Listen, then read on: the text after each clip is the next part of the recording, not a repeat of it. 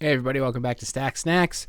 We've got a small little one tonight, which I thought would just be kind of a fun one to check out and just take a quick peek at. So if you've been with us for a little bit, you know I don't like calendars, and I've used some different apps to try to make my calendar use a little bit smoother.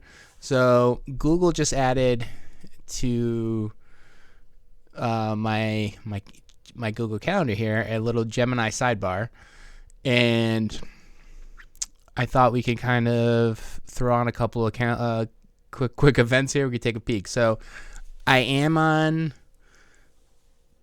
the Gemini paid plan, so I'm not 100% sure if this is free or not. I think it might be, but I just want to throw that caveat out there at the beginning.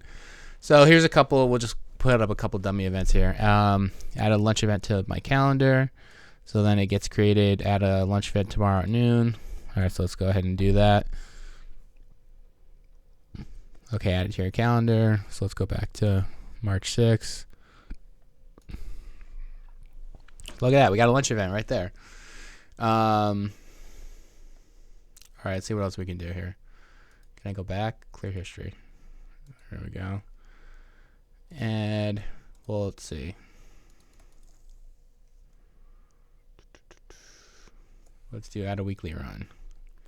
So you could kind of, again, I don't know why, but just this interface I find easier to interact with. But right, you could just kind of type out in natural language to set these things up. So why don't we do schedule run on my calendar every Tuesday? Let's do every Tuesday. Yeah, we'll do Tuesday at 7. That's fine. We'll go out here a little bit. Look at that. Boom. Series Tuesday at every Tuesday morning. So just a cool little feature.